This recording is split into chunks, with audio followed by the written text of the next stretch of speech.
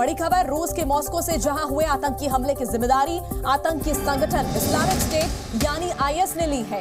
Moscow times ने दावा किया है कि टेलीग्राम पर उन्हें ये जानकारी मिली है। इस हमले में 60 से ज्यादा लोगों की मौत अब तक हो चुकी है। लगातार ये आंकड़ा बढ़ रहा है। 115 लोग घायल हुए हैं।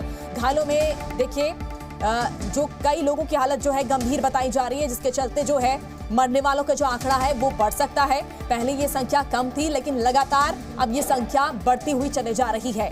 रशिया की राजधानी मॉस्को में जिस तरह से हमलावरों ने घुसकर सेना की वर्दी पहनकर उन्होंने लगातार अंधाधुंध फायरिंग की, जिसके चलते कई लोगों की जान चली गई, इनमें कई बच्चे भी शामिल हैं। अब इसको लेकर जांच चल रही है। हालांकि आतंकी संगठन जिस तरह से इस्लामिक स्टेट आईएस ने इस पूरे हमले की जिम्मेदारी ली है, अब देखना यह है कि राष्ट्रपति पुतिन का अगला एक्शन क्या होगा, क्या कदम वो उठाते हैं। क्योंकि जिस तरह से देखिए ये दो बड़ी तस्वीरें सामने आई, ये वो हॉल है जहां पर कॉन्सर्ट चल रहा था, म्यूजिक कॉन्सर्ट यहां पर चल रहा था, और इसी दौरान हमलावर यहां पर आते हैं, सेना की वर्दी पहनकर अंधाधुंध फायरिंग यहां पर शुरू कर देते हैं। देखिए किस तरह से धमाके भी उनकी तरफ से किए जाते हैं, विस्फोटक का इस्तेमाल किया जाता है, जिसके चलते इस कॉन्सर्ट हॉल में आग लग जाती है। तो ये दो बड़ी तस्वीरें दिखाती है कि किस तरह से रूस की जो राजधानी है मॉस्को, वहां पर हालात किस तरह से देखे गए। तो रूसी मीडिया के हवाले से जो बड़ी खबर वो ये है कि क्रॉकस सिटी हॉल में एक कार्यक्रम के दौरान 4 अज्ञात बंदूकधारी घुस आए, फायरिंग शुरू कर दी उनकी तरफ से, और जो मीडिया रिपोर्ट्स उनके मुताबिक चारों हमलावर सेना की वर्दी में थे। इससे पहले कि किसी को कुछ समझ आता, कोई भागने की कोशिश कर रहा था, उससे पहले ही ये हमलावर वहां पे घुसते हैं। अंधाधुंध फायरिंग उनकी तरफ से शुरू कर दी जाती है। जो लोग कोने में खड़े होते हैं उनको भी निशाना बना दिया जाता है।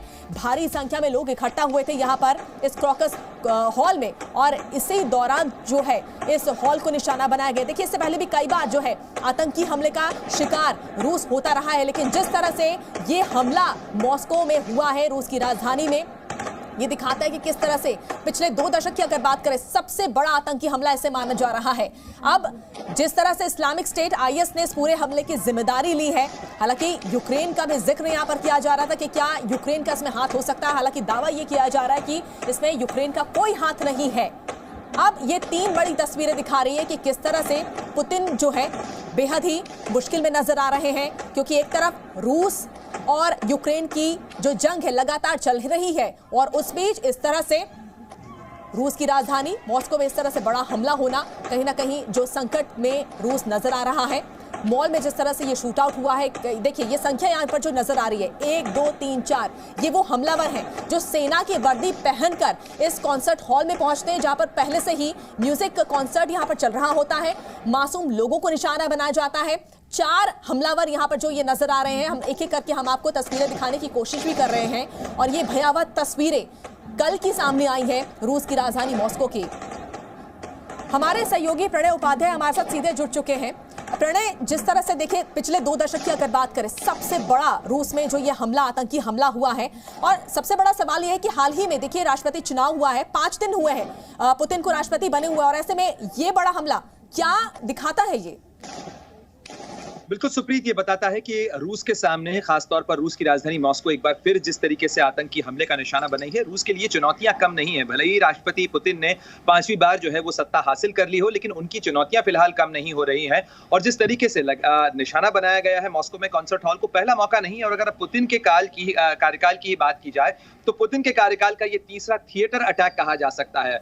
2002 के अंदर आपको ध्यान होगा, अक्टूबर 2002 के अंदर जो द्रुबकोवा थिएटर का अटैक हुआ था, जिसके अंदर 137 लोग मारे गए थे। उसके बाद इसी तरीके से एक और थिएटर के अंदर बाद में अटैक हुआ था 2002 में, माफ कीजिएगा, उसके बाद में तो 2003 में, तो उसके बाद उसमें भी जो है 15 लोगों की मौत हुई थी। और एक बार फिर इसी तरीके से इसी पैटर्न के साथ में यहाँ पर अटैक देखने को मिला है।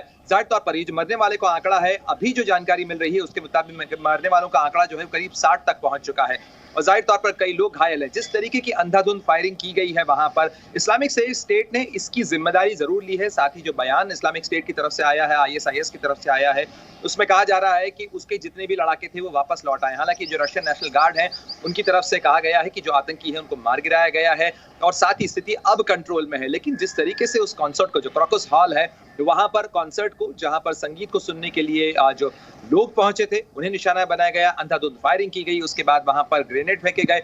यानी जाहिर तौर पर आतंकियों की कोशिश थी कि जो डैमेज है उसे मैक्सिमाइज किया जा सके। ज्यादा से ज्यादा लोगों को निशाना बनाया जा सके।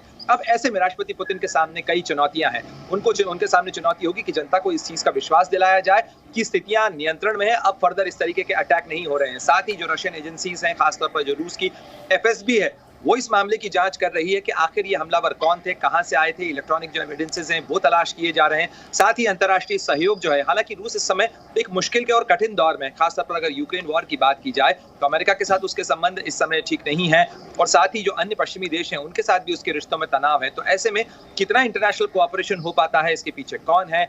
और जिस तरीके से रूस की विदेश मंत्रालय की प्रवक्ता मारिया ज़ारकोवा का बयान सुप्रीत सामने आया था, जिसमें उन्होंने इस पर सवाल उठाए थे कि आखिर यूक्रेन को क्लीन चिट क्यों दी जा रही है, अचानक से कैसे यूक्रेन को प्रणय, देखना यह है कि आगे किस तरह से इस संकट भरी घड़ी में किस तरह से पुतिन जो है अपना अगला कदम उठाते हैं। आखिर ये इस आतंकी हमले का बदला कैसे पुतिन लेते हैं, इस पर लगातार नजर यहां पर बनी रहेगी।